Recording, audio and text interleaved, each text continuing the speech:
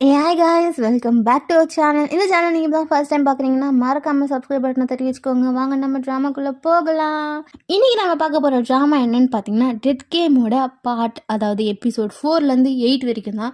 வாங்க நம்ம வெயிட் பண்ணாமல் ட்ராமாக்குள்ளே போகலாம். அதாவது ஸ்டார்டிங் சீனில் என்ன காமிக்கிறாங்கன்னு பார்த்தீங்கன்னா, அதாவது எத்தனாவது பிறவி 4வது பிரிவில் ஒரு ரவுடியாக இருந்திருப்பான்ல, அந்த சீனை தான் காமிக்கிறாங்க. அங்கே இருக்கவங்க எல்லாருமே அடித்து போட்டுட்டு அடுத்து என்னடா பண்ணலாம் அப்படின்னு யோசிச்சுட்டு இருக்க சொல்ல அந்த டெட்டு என்ன சொல்லியிருப்பாங்க, உன்னோட சாவே ஒரு வித்தியாசமாக இருக்கும். நீ கண்டிப்பாக ஒரு சாவில் உயிர் பிழைச்சாலும் அது அப்படியே மெயின்டைன் ஆகும் அப்படின்னு சொல்லியிருப்பாங்கல்ல. அதை தான் காமிக்கிறாங்க. அவனும் அதெல்லாம் யோசிச்சுட்டு என்ன பண்ணுறான்னு பார்த்தீங்கன்னா, அங்கே ஒரு வண்டியில் தான் போயிட்டுருக்காங்க. அந்த வண்டியில் ஒரு பைக்கெலாம் நிறைய இருக்குது. அங்கே நின்று அவன் வேடிக்கை பார்க்குறான். பின்னாடியே சில காசுலாம் துரத்திட்டு வந்துட்டு இருக்கான் அவனை. இவன் என்ன பண்ணுறான், அப்படியே ஹிந்தி இதில் வர மாதிரி தும்பச்சாலே தும்பச்சாலே அப்படின்ற மாதிரி பைக்கில் செம்மையாக ஓட்டிகிட்டு வந்துட்டு இருக்கான் பைக். அந்த சீன்லாம் பார்க்க சொல்ல செம்மையாக இருக்கும். பைக்கு எல்லாருமே பின்னாடி ஃபாலோ பண்ணிட்டு வர அப்போன்னு பார்த்து 2 பேரை இறந்து போனவங்கள தூக்குற மாதிரியும் ஒரு சீன் போகுது. இவனும் பைக்கில் செம்ம ஸ்பீடாக வந்துட்டு இருக்கான். நேராக ஒரு ஷாப்பிங் மால் உள்ள போகிறான். போயிட்டு அதுக்கு மேலே போகிறான். மேலே இருந்து அப்படியே பைக்கோடவே குதிக்கிறான். எங்கடா குதிக்கிறான்னு பார்த்தா ஒரு ஸ்விம்மிங் பூலில் குதிக்கிறான்.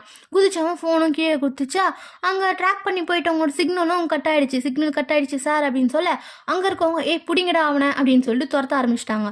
இவனும் ஒரு வழியாக அடிச்சு பிடிச்சி வரான். அங்கே ஒரு பொண்ணு, அதாவது அந்த பொண்ணுக்காக தானே இவன் இவ்வளோ ஃபைட்லாம் பண்ணியிருப்பான், காசுலாம் திருடி. அந்த பொண்ணு அந்த இடத்துல இருக்குது. ஸோ இவன் என்ன பண்ணுறான்னா அந்த பொண்ணுக்கிட்ட போய் பேசிட்டு இருக்கான். காசு எங்கே இருக்குது அப்படின்னு சொல்லிட்டு அந்த பொண்ணு கேட்க, அதுவும் அந்த போட் அப்படின்னு சொல்லிட்டு போட்டை கை காமிக்கிறான். அதுக்குள்ளே அந்த பொண்ணு என்ன பண்ணுது, அவனை சுட்டுடுச்சு. ஐயோ சுட்டுடுச்சு அப்படின்னு சொல்லிட்டு அந்த டெவில் கிட்ட பேசிட்டு இருக்கான். அந்த பொண்ணு எதுக்கு சாவடிச்சுது, சூசைட்லேருந்து தப்பிக்க தானே நான் வந்தேன், அந்த பொண்ணு எதுக்கு என்ன சாகடிச்சுது அப்படின்னு சொல்ல, நீ மாற்றி எழுதின கதையில நீ தானடா வில்லன், ஸோ யார் கையில் வேணாலும் நீ சாகலாம் சரியா, ஓகே இன்னும் என்ன வெயிட் பண்ணிட்டு இருக்க, அடுத்த பிறவிக்கு போறியா நீ அப்படின்னு சொல்லிட்டு ஒரு சுட அங்கே ஜெயிலில் எழுந்துக்கிறான்னு பார்த்தா நம்ம என்னடாச்சு நான் எதுக்கு ஜெயிலில் வந்தேன் அப்படின்னு சொல்லிட்டு அவனுக்கு ஒரே கன்ஃபியூஸ் ஆச்சு. சீக்கிரம் என்னோட மெமரி சீக்கிரமா ப்ளீஸ் அப்படின்னு சொல்லிட்டு அவனே கடுப்பில் இருக்க, சரி வாடா அப்படின்னு சொல்லிட்டு வெளியே இருக்க ஜெயிலர் உன்னோட ரூமில் கொண்டு போய் விடுறேன்ட்டு விடுறாரு. போய் விட்டா அங்கே இருக்கவங்களாம் இவனை பாஸ் அப்படின்னு சொல்லிட்டு பேசிட்டு இருக்காங்க. என்ன இவனுங்க என்ன பாஸ்ன்னு சொல்கிறானுங்க, அப்போ நான் பெரிய ரவுடியா அப்படின்னு சொல்லிட்டு அவன் காண்டு ஏதோ யோசிச்சுட்டு இருக்கான். ஆமாம் பாஸ், நீங்கள் பெரிய ரவுடி தான், ஏன் மறந்துட்டீங்களா, என்னாச்சு, பரவாயில்ல உங்களோட இங்கே ஒரு பெரிய ரவுடி இருக்கான் பாஸ், அவன்கிட்டேருந்து கொஞ்சம் அட்ஜஸ்ட் பண்ணிக்கோங்க, ஒரே 4 நாள் தான் இருக்குது, நம்ம அதுக்குள்ளே வெளியே போயிடலாம் பாஸ் அப்படின்னு சொல்லிட்டு இருக்க. யாரா அந்த ரவுடி அப்படின்னு சொல்லிட்டு திரும்பி பார்த்தா நம்ம செகண்ட் பிறவியில் அந்த குட்டி பையன் இருப்பான் பார்த்தீங்களா, தேர்ட் பிறவியில் அந்த பையனை சாகடிச்சவன் தான் அவன். அவனும் பெரிய ரவுடி மாதிரி மூஞ்செல்லாம் ஒரு டார்க்காக இருட்டாக வச்சுட்டு ஒரு மாதிரி இறுக்கமாக வச்சுட்டு பெரிய ரவுடி மாதிரி வந்துட்டு இருக்க. நம்ம ஹீரோவும் அந்த வழக்கிலேருந்து அவன் தானே இவனை சாவடிச்சான். ஸோ என்ன பண்ணுறான், இருக்கிற கோவத்தில் போட்டு அவனை குமுறி எடுத்துட்டான். செம்ம அடிச்சிட்டான். என்ன அடிச்சுட்டு நீ உயிரோட போயிடுவியா அப்படின்னு சொல்லிட்டு அவன் கேட்க, அப்போ தான் அந்த கேரக்டரோட மெமரியே அவனுக்குள்ளே வருது. இவன் ஒரு பாக்ஸர், இவங்க அம்மா கடன் வாங்கி வச்சுட்டு இருப்பாங்க. ஸோ அங்கே வந்தவங்க எல்லாமே அவங்க அம்மாவை அடித்து கடன் கொடுன்னு கேட்க அந்த ஒரு ஃபோன் கால் வரும். அது என்ன ஃபோன் கால்னு பார்த்தீங்கன்னா, நாங்கள் தெரியாமல் ஒரு ஆக்சிடென்ட் பண்ணிட்டோம், அந்த ஆக்சிடென்ட்டுக்கு நீ தான் பண்ண அப்படின்னு சொல்லிட்டு எங்களை நீ விடுவிக்க வச்சு நீ அந்த பழியை ஏற்றுக்கிட்டீங்கன்னா உனக்கு இப்போ தானே மைனர் வயசு ஆகுது, நீ மேஜர் தான் இருந்தாலும் நீ மைனர் அப்படின்னு சொல்லிட்டு நாங்கள் சொல்கிறோம். அந்நேரம் உனக்கு ஒரு 2 to 3 இயர்ஸ் தான் கொஞ்சம் இதுவாக இருக்கும், அதுக்கப்புறம் உன்னை விட்டுருவாங்க அப்படின்னு சொல்ல. ஆனால் அங்கே என்ன பண்ணுறாங்கன்னு பார்த்தீங்கன்னா, இந்த பையன் அந்த பொண்ணு இறந்து போகிற அளவுக்கு போயிடுச்சு. ஸோ இந்த பையனுக்கு 1.5 வருஷம் நாங்கள் தண்டனை கொடுக்குறோம் அப்படின்னு சொல்லிட்டு கோர்ட்டில் சொல்லிட்டாங்க. அவ்வளோதான், அவனுக்கு காண்டாயிடுச்சு. அதனாலே அவன் செம்ம காண்டாயிட்டான். அதுக்கப்புறம் அவனை அந்த கேஸை ஏற்றுக்க வச்சாங்க பார்த்தீங்களா, அந்த ஆள் பேசிகிட்டு இருக்கான். கண்ணா நீ பண்ணிட்ட இதுக்கு நீ தானடா, சரி விடு பார்த்துக்கலாம், அவனை எப்படின்னா வெளியே கொண்டு வரோம் அப்படின்னு சொல்ல அவன் என்ன சொல்கிறான், நான் வெளியே சும்மா விடுவேன்னு பார்க்குறீங்களா, கண்டிப்பாக நீங்கள் என்ன யாரை காப்பாற்றணும்னு நீங்கள் நினச்சிங்களோ அவங்களோட பேரையே நான் நாரடிப்பேன் அப்படின்னு சொல்லியிருப்பான். அதுக்குள்ளே வந்துடுச்சா அந்த மெமரி எல்லாம். ஸோ இவன் என்ன பண்ணுறான், இதான் நானா அப்படின்னு சொல்லிட்டு உட்காந்துட்டு இருக்க. அப்போ அந்த பையன் இருக்கான் பார்த்தீங்களா, யார் வில்ல பையன், அந்த பையனை சாவடிச்சான் பாருங்க ஸ்கூலில், அவன் பெரிய ரவுடி மாதிரி நின்று பேசிட்டு இருக்கான். இவனும் போய் ஒரு இடத்துல உட்காந்துட்டு நீ என்ன பெரிய ரவுடின்னு நினைப்பா, உன் வாயிலேருந்து உண்மையை நான் வர வைக்கட்டுமா, சும்மா ஒரே ஒரு கொலையை பண்ணிட்டு பெரிய ரவுடி மாதிரி பண்ணிட்டு இருக்க, எத்தனை கொலுவை பண்ணுவே நீ அப்படின்னு சொல்லிட்டு அந்த பையனை போட்டு பலா நடிக்க ஒரு 4 அடியில் சார் சரண்டர் ஆகிட்டாரு. என்னை மன்னிச்சிடு ப்ளீஸ் என்னை மன்னிச்சிட்டு என்னை விட்டுடு ப்ளீஸ் அப்படின்னு சொல்லிட்டு அவ்வளோதான். அதுக்கப்புறம் என்ன, இப்போ வந்து தான் உண்மை வாயிலேருந்து, இங்கே பாருங்க, இவன் சும்மா ஒரு கொலை பண்ணான், அதுவும் பைத்தியக்கார மாதிரி பண்ணான், கல் வச்சு அடித்து அந்த பையனை பின்னாடி இருந்து சாகடிச்சான். ஸோ இவன் அவ்வளோ பெரிய ஆள்லாம் கிடையாது, இவனுக்கெல்லாம் பயந்துட்டு நீங்கள் உட்காந்துட்டு இருக்க தேவையே கிடையாது, அவசியமும் இல்லை. ஸோ இவனை நீங்கள் என்ன பண்ணுறீங்களோ பண்ணிக்கோங்க. இவனை மாதிரி ஒரு ஆள் வந்து சின்ன பையனை கொண்டுட்டு வந்தான் பார்த்தீங்களா, இவனை மாதிரி ஒரு ஆள் இருக்கவே கூடாது அப்படின்னு சொல்ல அந்த செல்மேட் எல்லாருமே போட்டு அவனை செமையாக அடிக்க ஆரம்பிச்சிட்டாங்க. அதுக்கப்புறம் எல்லாம் உட்காந்து சாப்பிட்டுட்டு இருக்காங்க. இவனையும் கூப்பிடுறாங்க வந்து சாப்பிடு அப்படின்னு சொல்லிட்டு. பட் இருந்தாலும் அங்கே இருக்கவங்களாம் ஒரே ஒரு மீன் துணி தூக்கி போட்டு இதை மட்டும் தான் நீ சாப்பிடணும் அப்படின்னு சொல்ல, அதுக்கப்புறம் பார்த்தா ஜெயிலில் இருக்கான். ஜெயிலில் அந்த கிரவுண்ட்லாம் இருப்பாங்க பார்த்தீங்களா, அந்த கிரவுண்டில் இருக்க சொல்ல அந்த பையனை இன்னும் டார்ச்சர் பண்ணுறாங்க. அப்போது ஜெயிலில் ஒர்க் கொடுப்பாங்க பார்த்தீங்களா, அந்த ஒர்க்லாம் பார்த்துட்டு இருக்க அங்கே யாரோ இவனை கொலை பண்ண வந்துட்டாங்க. ஐயோ என்னடா இவன் எதுக்குடா என்ன கொலை பண்ண வராங்க அப்படின்னு சொல்லிட்டு பார்க்க, டேய் இருடா இத்தனை பேர் இருக்கோம்ல, என் கையில் தானே உன் சாவு அப்படின்னு சொல்ல, கூட இருக்கணும் இதை வந்துடுறேன் இரு அப்படின்னு சொல்லிட்டு கிளம்பி ஓடுறான். அதுக்குள்ளே இவன் வந்து செம்ம பாக்ஸிங் கத்திருப்பான்ல இந்த பிறவியில். ஸோ எல்லாரையும் அடிச்சு போட்டுட்டான். கூட போனவன் வந்துட்டான், என்னாச்சு நான் வந்துட்டேன் அப்படின்னு சொல்ல, என்ன நீயே அடித்து முடிச்சிட்டேன் எல்லாருமே அப்படின்னு சொல்லிட்டு ஷாக்காக பார்க்க, ஆமாம் நானே அடித்து முடிச்சிட்டேன் எல்லாருமே, என் லைஃப்பில் வந்து நான் சாகக்கூடாதுன்னு இருக்கேன், இந்த லைஃபாவது நான் இது பண்ணணும் அப்படின்னு சொல்லிட்டு அவன் மனசில் நினச்சிட்டு இருக்கான். அதுக்கு அந்த பையன் வந்து சொல்லிட்டு இருப்பான், இங்கே உங்ககிட்ட மாட்டிக்கின்னு சாகிறதுக்கு நம்ம நரகத்துக்கே போயிடலாம் அப்படின்னு சொல்லிட்டு. நரகத்துக்கு போய் என்னடா பண்ண போகிற அப்படின்னு சொல்லிட்டு, நரகத்தை நான் பார்த்துட்டே வந்துட்டேன் நேரில் அப்படின்ட்டு அவன் நினச்சிட்டு இருப்பான். அந்த ரவுடி பையன் என்ன பண்ணியிருப்பான், நம்ம ஹீரோ தூங்கின நேரமாக பார்த்து ரெஸ்ட் ரூமில் வந்து அவன் ஆயுதம் ஒன்று ரெடி பண்ணி வச்சுருப்பான். அதை எடுக்க போக நினச்சேன் நீ இப்படி தான் எதனா பண்ணுவேன் அப்படின்னு சொல்லிட்டு ஹீரோ வந்து பின்னாடி நிற்கிறான். நீ அவன் தானே அந்த பையனை கொண்டது நீ தானே அப்படின்னு சொல்லிட்டு கேட்க, உனக்கு எப்படி தெரியும் அது அப்படின்னு சொல்லிட்டு அவன் ஷாக்காக, ஏன்னா அவன் பின்னாடி தான் இருக்கான் பாரு, உன் பின்னாடி இருந்து தான் சொல்லிட்டு இருக்கான், உன்னை அவன் மன்னிக்கவே மாட்டானா அப்படின்னு சொல்லிட்டு அந்த பையனை பயமுத்த அவனும் செமையாக பயந்துட்டான். அங்கே ஒரு நிழல் மாதிரி உனக்கு தெரியுது, ஐயோ அப்படின்னு சொல்லிட்டு அவன் அலற, நீ சாகிற வரைக்கும் அவன் பின்னாடி தான் இருப்பான், அவன் கூட தான் இருப்பான், உன்னை தொல்லை பண்ணிக்கிட்டே தான் இருப்பான் அப்படின்னு சொல்லிட்டு நம்ம ஹீரோ வந்து அவனை சொல்லிகிட்டே இருக்கான். அதுக்கப்புறம் அவங்க ரிலீஸ் ஆகிற மாதிரி டைமும் கிடச்சிடுச்சு. அப்போ போக சொல்ல அந்த பையனை வந்து டார்ச்சர் பண்ணியிருப்பான் பார்த்தீங்களா, ஸ்கூல் பையனை, இந்த மில்க் வாங்கிட்டு வா அந்த மில்க் வாங்கிட்டு வான்னு, அதே மில்கை கொடுத்துட்டு நீ கேட்டியாமே அவனால் வாங்கிட்டு வர முடியா, அதான் இப்போ தர சொன்னான் அப்படின்னு சொல்லிட்டு அவங்ககிட்ட தூக்கி போட, அவ்வளோதான் அள்ளு விட்டுருச்சு அவனுக்கு. அதுக்கப்புறம் இவனும் வெளியே வந்துட்டான், கூட இருக்கவனும் வெளியே வந்துட்டாங்க. வெளியே வந்த பிறகு காசு கொடுக்குறாங்க. பட் அந்த காசு எனக்கு வேணாம் அப்படின்னு சொல்லிட்டு நம்ம என்ன பண்ணுறான், எழுந்து போயிட்டான். அவங்க கொடுத்த காசை அவன் வாங்கவே இல்லைல்ல. ஏன்னு பார்த்தா ஆக்சுவலாக இவனுக்கு முன்னாடி ஒருத்தன் இறந்து போனான் பார்த்தீங்களா முன்னாடி பிறவியில், அவன் அந்த காசை எங்கே வச்சுருக்கான்ட்டு அவன் ஞாபகத்தில் இருக்கிறது இவனுக்கு தெரிய வரும். ஸோ அவன் என்ன பண்ணுறான்னு பார்த்தீங்கன்னா, எனக்கு காசு எதுவுமே வேணாம் அப்படின்னு சொல்லிட்டு கிளம்பி போய் அவன் காசை எங்கே வச்சானோ அந்த இடத்துல இருக்கிற காசை போய் அவன் எடுத்துட்டான். அதில் காசு டைமண்ட் நிறையவே இருக்குது, எக்கச்சக்கமாக இருக்குது. அப்போ தான் அவனுக்கு அவங்க அம்மா ஞாபகம் வந்துச்சு. அவன் சாகிற நேரத்தில் கரெக்டாக அவங்க அம்மா தான் கால் பண்ணியிருப்பாங்க. பட் அவன் அந்த காலை அட்டன் பண்ணாமலே அவன் என்ன பண்ணியிருப்பான், கட் பண்ணிவிட்டு மேலேருந்து குச்சிட்டு இருப்பான். ஸோ அவங்க அம்மாவுக்கு கால் பண்ணலாம் அப்படின்னு சொல்லிட்டு கால் பண்ணுறான். ஹலோ அப்படின்னு சொன்னதுமே அவனுக்கு ஒரு மாதிரி அவங்க அம்மாவோட நினைப்பெல்லாம் வருது. ஸோ அவன் என்ன பண்ணுறான், 2 பேக்காக அந்த காசை வந்து பிரிச்சுட்டு ஒரு இடத்துல வச்சுட்டு போயிட்டான். ஒரு இடத்துல வச்சுட்டு கிளம்பி போகிறான். 2 டேஸ் கழிச்சு வந்து எடுத்துக்கலாம் அப்படின்னு சொல்லிட்டு போட்டுட்டு கிளம்பி போகிறான். போக சொல்ல என்ன ஆகுதுன்னு பார்த்தா அங்கே ஒரு ஆள் வந்து குத்திட்டாரு இவரை. எதுக்கு குத்துனான்னு தெரியல. பிகாஸ் அந்த ஒரு ஆக்சிடென்ட் ஆயிடுச்சு, அந்த ஆக்சிடென்ட்டோட பழி இவன் தானே எடுத்துகிட்டு இருப்பான். அந்த ஆக்சிடென்ட் ஆகி இறந்து பொண்ணோட அப்பா தான் இவரு போல இருக்குது. அவனுக்கு அது அப்புறம் தான் ஞாபகம் வருது, நான் கொலை பண்ணலங்க உங்கள் பொண்ணை, நான் வண்டி ஊற்று நான் எழுத்தலை, நான் பழியை மட்டும் தான் ஏற்றுக்கிட்டேன் அப்படின்னு சொல்லிட்டு நம்ம ஹீரோ சொல்ல, அவரும் ஐயோயோ அப்படின்னு சொல்லிட்டு கிளம்பி போயிட்டுருப்பாரு. ஆனால் கூடவே ஒருத்தன் ரிலீஸ் ஆகி வந்தான் பார்த்தீங்களா ஃப்ரெண்டுன்ட்டு, அவன் வருவான் அந்நேரம். ப்ரோ என்னாச்சு வாங்க போகலாம் அப்படின்னு சொல்லிட்டு பேசிகிட்டே இருக்க, திடீர்னு அவன் கழுத்தறுத்தே சாகடிச்சிடுவான் நல்லா சதுக்குன்னு குத்தி. அதோட இவன் திரும்ப அந்த லேடிக்கிட்டே வரான் அழுதுட்டு, என்னதான் ஆச்சு, எதுக்கு தான் என்னை இந்த மாதிரி பாடாக படுத்துற, நீ தயவு செஞ்சு எதனா ஒன்று தெளிவாக சொல்லு, ஏன் இப்படிலாம் பண்ணிட்டு இருக்க என்ன அப்படின்னு சொல்லிட்டு அவகிட்ட கேட்க, நீ தானே என்னை வந்து இது பண்ண, கண்டிப்பாக வந்து உனக்கான ஒரு இது நீ தான் பண்ணணும், கண்டிப்பாக இந்த ஜென்மத்தில் நீ பிறக்க போகிற பற்றியா, அது செமையான பிறவி அப்படின்னு சொல்லிட்டு போக, அப்போது அந்த ஜென்மத்தில் வந்து சுட்டதுமே யாரா போகிறான் அப்படின்னு போய் பார்த்தா ஒரு குட்டி பாப்பாவாக போயிட்டுருக்கான். அவனுக்கு நான் என்ன பண்ணுறேன், நான் எதுக்கு எங்கள் குட்டி பாப்பாவை வந்திருக்கேன் அப்படின்னு சொல்லிட்டு அவன் அழ, திரும்ப அதே 2 பேரை காமிக்கிறாங்க. 2 பணம் இறந்து போன பணத்தை காமிக்கிறாங்க. ஒரு குட்டி ஒரு பொம்மை இருக்குது, அதையும் காமிக்கிறாங்க. அந்த குழந்தை வந்து அந்த காஃபி ஷாப்பில் செம்மையாக அழுதுனே இருக்கா. என்னாச்சு அவங்க அம்மா எங்கே விட்டு போயிட்டாங்க அப்படின்னு சொல்லிட்டு எல்லாருமே திரும்பி பார்க்க, அவங்க அம்மா வந்துட்டாங்க. ஐயோ என் குழந்தை அழுகுறானே அப்படின்னு சொல்லிட்டு வந்ததான் என்ன பண்ணுறாங்க, அவனை வந்து காரில் ஏற்றி விட்டுட்டு கார் எடுக்க போகிறாங்க. இன்னும் அந்த பையன் அழுகுறான். அதாவது அவன் அழுகுறான், என் காசு நான் எப்படி எடுப்பேன் அப்படின்னு சொல்லிட்டு நினச்சிட்டு அவன் அழுறான். அப்போ அந்த லேடி வாயை மூடு சனியனே, சும்மா கத்தி கத்தி என் நிம்மதியை கெடுத்துட்டு இருக்க சனியனே அப்படின்னு சொல்லிட்டு தூக்கிட்டு போயிட்டு அந்த குழந்தைய சோஃபாவில் பொத்துன்னு போட்டுவாங்களாம். அந்த ரூம்லேருந்து அவங்க அப்பா வராரு. அப்பாடா அப்பா வந்து நல்லா இருப்பாரு அப்படின்னு சொல்லிட்டு அவன் மைண்ட் வாய்ஸில் பேச, இதை சாப்பிடு அப்படின்னு சொல்கிறாரு. அது சாப்பிட கொடுக்குறது வந்து எக்ஸ்பிரி ஆயிடுச்சு. ஏன்டி இது எக்ஸ்பிரி ஆகிட்டு இருக்குடி அப்படின்னு சொல்ல, அதைத்தான் நான் கொடுத்துட்டு இருக்கேன் 3 மாசமா, கொடுங்க ஒன்றும் ஆகாது அப்படின்னு சொல்ல அவங்க அப்பாவும் கொடுக்குறாரு. பட் இவனுக்கு தான் மைண்ட் இருக்குல்ல, எக்ஸ்பிரி ஆயிடுச்சுன்னு அவனுக்கு தெரியும்ல. ஸோ அதை வாங்க மாட்டேன்றான். வாங்காததுனால அவங்க அப்பாவும் சனியனே தின்னு தொலை அப்படின்னு சொல்லிட்டு இருக்க, அந்நேரம்னு பார்த்து 2 போலீஸ் வராங்க. வந்து இந்த மாதிரி நீங்கள் குழந்தைய வந்து அப்யூஸ் பண்ணுறதா எங்களுக்கு ஒரு இன்ஃபர்மேஷன் வந்துச்சு, அதனால தான் நாங்கள் வந்தோம். ஹாஸ்பிட்டலில் கூட ஏதோ பாப்பாக்கு உடம்புல அடிபட்டு இருக்கு அப்படின்னு சொல்லியிருந்தாங்க, அதை செக் பண்ண தான் வந்தோம் அப்படின்னு சொல்ல, ஐயோ எங்கள் குழந்தைய நாங்கள் எப்படிங்க அடிப்போம் அப்படி இப்படின்னு சொல்லிட்டு இருக்காங்க. சரி ஓகே நாங்கள் செக் பண்ணிட்டு போயிடுறோம் அப்படின்னு செக் பண்ண வராங்க. வந்தால் அதுக்குள்ளே வந்து நாங்களும் சைல்ட் ப்ரிஃபரன்ஸில் தான் இருக்கோம், நாங்களும் சைல்டு வெல்ஃபேரில் தான் இருக்கோம் அப்படின்ட்டு அப்பா அம்மாவும் 2 பேரும் எடுத்து கார்டை காமிக்கிறாங்க.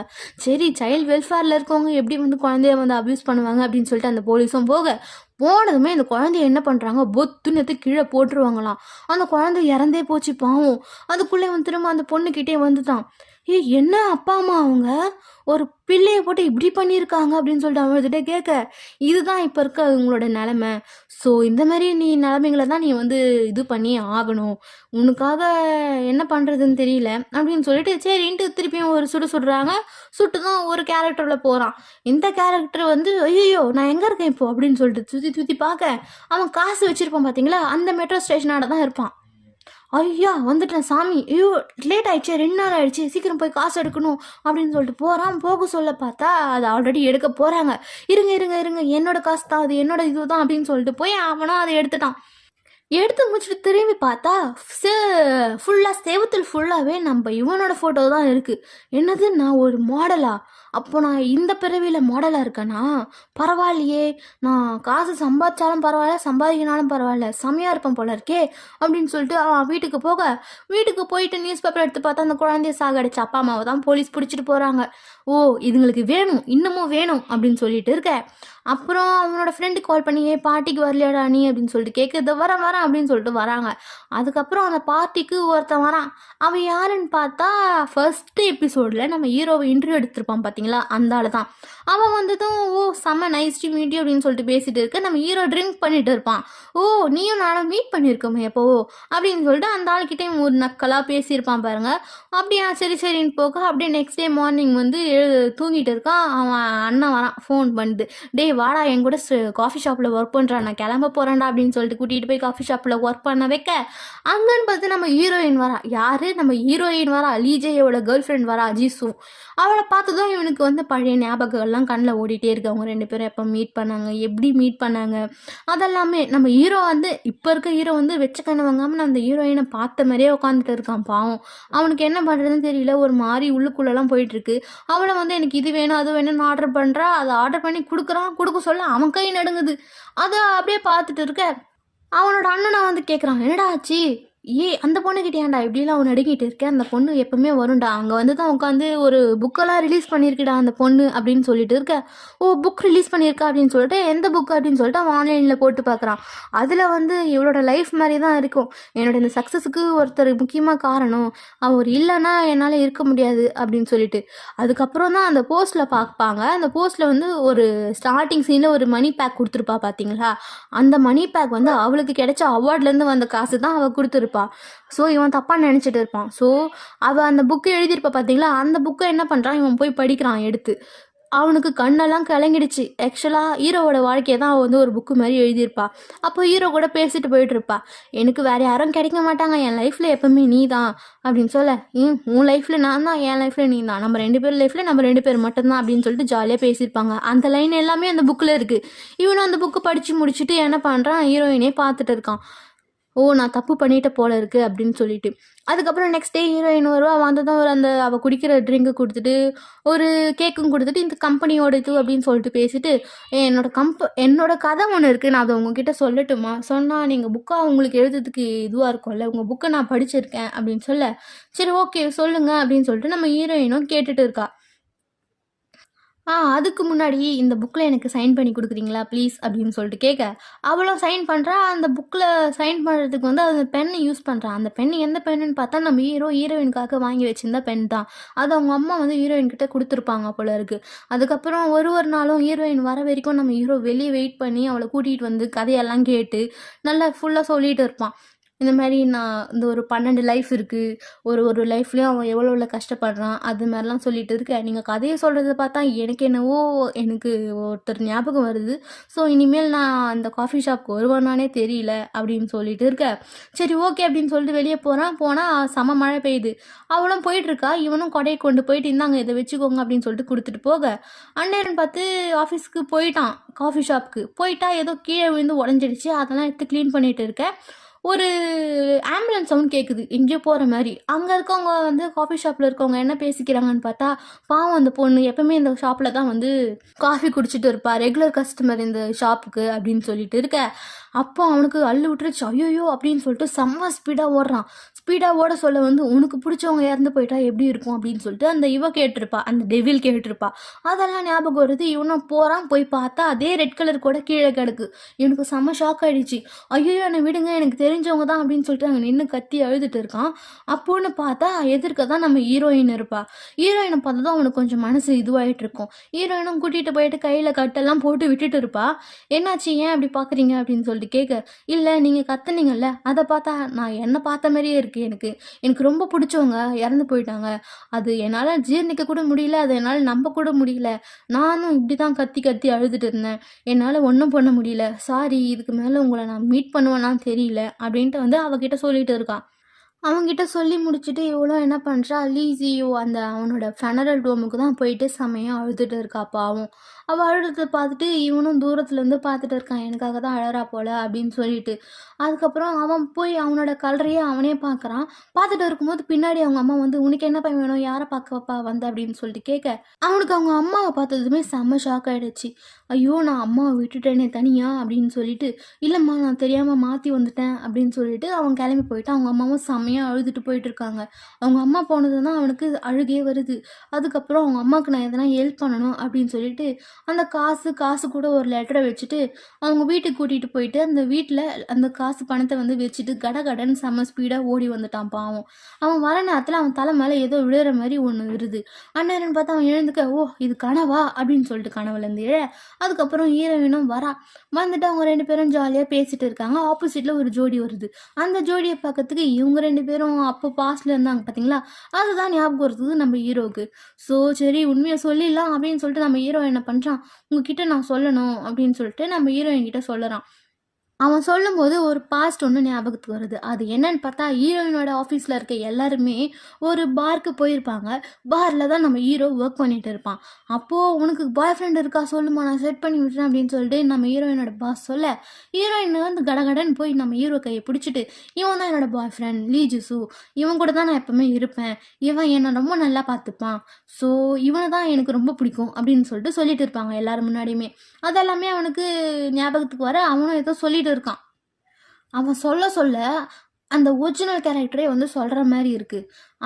அவன் என்ன சொல்லணும்னு நினச்சாலும், நீயும் தான் எனக்கு இருக்க, நீ மட்டும்தான் எனக்கு இருக்க, நான் வந்து உங்ககிட்ட நான் நிறைய விஷயத்தில் எவ்வளோ கஷ்டப்பட்டுருப்பேன், உன்னை நான் எவ்வளோ கஷ்டப்படுத்தியிருப்பேன், நான் போயிட்ட அப்புறம் நீ எவ்வளோ கஷ்டப்பட்டிருப்பேன்னு எனக்கு தெரியும் அப்படி இப்படின்னு சொல்லிகிட்டே இருக்கா. நம்ம ஹீரோயின் கண்ணிலையும் வந்து ஃபுல்லாக தண்ணி வந்துகிட்டே இருக்குது. ஹீரோவும் பேசிகிட்டே இருக்கான். திடீர்னு ஒரு கார் எங்கேருந்து வருமோ தெரியல, செம்மையாக வந்து 2 பேருமே அடித்து செவுத்தோடு ஒட்டிடுச்சு. அவ்வளோதான், ஹீரோக்கும் அங்கே இழுத்துட்டு இருக்கு. ஹீரோயின் ஆல்ரெடி இறந்தே போயிட்டா. என்ன பண்ணுறதுன்னே தெரியல. அப்போ கார்லேருந்து ஒருத்தன் வந்து பார்க்குறான். ஓ போயிட்டீங்களா நீங்கள் அப்படின்னு சொல்லிட்டு பார்க்குறான். அது வேறு யாரும் இல்லை, ஃபர்ஸ்ட் இதுல இன்டர்வியூ எடுத்தான் பார்த்தீங்களா, அந்த ஆள் தான். அந்த ஆளை பார்த்ததுமே நம்ம ஹீரோக்கு வந்து ஒன்று ஞாபகம் வருது. அதாவது அந்த ஃபயர், அது என்ன சொல்கிறது, சிகரெட் பற்ற வைப்பாங்க பார்த்தீங்களா, அந்த லைட்டர் ஞாபகத்துக்கு வருது. இதை பார்த்ததுமே அவனோட ஒரு பிறவிலையும், இது வரைக்கும் ஒரு பிறவி வந்திருப்பான் பார்த்தீங்களா, அந்த ஒவ்வொரு பிறவிலையுமே கனெக்ட் ஆகியிருப்பான் இந்த ஆள் மட்டும்தான். ஃபர்ஸ்ட்டு இறந்து போனவரோட அண்ணன் தான் இந்த ஆள். செகண்ட் இறந்து போனான் பார்த்தீங்களா, அவன் மேலேருந்து குச்சிருப்பான் பாருங்கள், அதுக்கும் இந்த ஆள் தான் காரணம். காசு கொடுத்தது இந்த ஆள் தான். தேர்ட் இறந்து போனவன் மட்டும்தான் சம்மந்தம் இல்லாத இருப்பான். ஃபோர்த் இறந்து போனவன் வந்து அவனுக்கு இவன் ரவுடியாக இருந்திருப்பான். ஃபிஃப்த்து இறந்து போனவன் வந்து இவனால் அவன் பாதிக்கப்பட்டு இவன் கார் ஆக்சிடென்ட் பண்ணதுனால தான் அவன் வந்து போய் சேர்ந்துருப்பான். நான் ஆக்சிடென்ட் பண்ணிட்டேன்ட்டு. அந்த மாதிரி ஒவ்வொருத்தருமே இவன் கூட கனெக்ட் ஆகி இறந்து போனவங்க தான். எதுக்காக இவன் கூட கனெக்ட் ஆகி இறந்து போனவங்க உடம்புல நான் இருக்கேன் அப்படின்னு சொல்லிட்டு நம்ம ஹீரோக்கு செம ஷாக்கு. ஓ! சார் என்னாச்சு சார்? அப்படின்னு சொல்லிட்டு ஒருத்தன் அப்பதான் வந்து உள்ள வரான். வந்ததுமே ஹீரோயினோட பாடிய பார்த்ததுமே, "சார் என்ன சார் இந்த பொண்ணு இப்படி ஆயிடுச்சு?" அப்படின்னு சொல்லிட்டு அந்த ஹீரோயினோட பாடியெல்லாம் காமிக்க மாட்டாங்க.